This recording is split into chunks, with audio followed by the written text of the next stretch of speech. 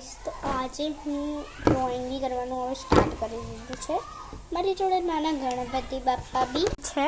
તો ગણપતિ બાપ્પાને હે ડ્રોઈંગ કરેલી છે. અહીંયા ઓમ ને બધું લખેલું છે ને આ એમના માટે બે આસન હું રેડી કરું છું. ગણપતિ બાપ્પા માટે હવે આસન બી રેડી કરીએ છીએ અને આ દેવું બી યુઝ કરીએ છીએ. વોટર કલર આપણે લઈશું, ગ્રીન કલર ફૂલ દોરીશું. ફૂલ તો દોરાઈ ગયું છે. મને છે ને ડ્રોઈંગ કરવી તો બહુ જ ગમે છે, પણ મને છે ને ડ્રોઈંગમાં એટલું ખબર નથી પડતી કે ડ્રોઈંગમાં કેવી રીતે બરાબર રીતે કરવાનું હોય છે. તો મને છે ને મજા આવે છે પેઇન્ટિંગ કરવાની, બહુ જ મજા આવે.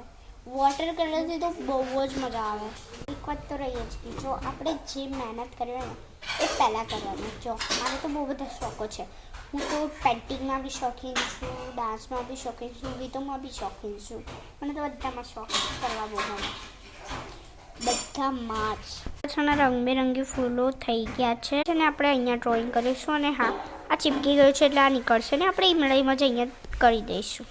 ઓકે, છે ને અલગ અલગ રીતે અહીંયા કરું છું ડ્રોઈંગ. જોઈ શકો છો અહીંયા મેં છે ને અલગ અલગ રીતે જ કર્યો છે. જેમાં આ ફૂલો છે ને આ મેં બીજો ચીપકાવી દીધો છે દીવો. કલર કરતા ફાવે જવા નીકળી ગયો યાર, शिट. इसकी लिटियों पे भी कर दिया है ड्राइंग करना स्टार्ट किया है. मतलब कि तो हम घर पे अकेले ना तो ऐसे ड्राइंग करना तो बहुत मज़ा आता है ना.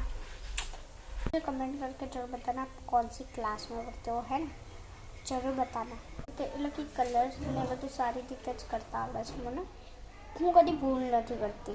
अकेले बार मुझे स्कूल में से कोई होमवर्क ना मिला हो ना, मैं ऐसी चीज़ कुछ करती भी रहती हूँ, कुछ बनाती रहती हूँ, कुछ करती भी रहती हूँ मैं, कुछ भी. બધું સિલેક્ટ થઈ ગયું છે, ખાલી દીવા બાકી છે. मुझे ना इस दीवों के अंदर कलर करना बहुत अच्छा लगता है क्योंकि ये बहुत अच्छी तरीके से होता है ना. पूछने वाले होंगे कि मैं दीवों के अंदर क्यों ब्लैक कलर करती हूँ. ब्लैक कलर इसलिए करूँगी वो लास्ट में पता चलेगा आपको.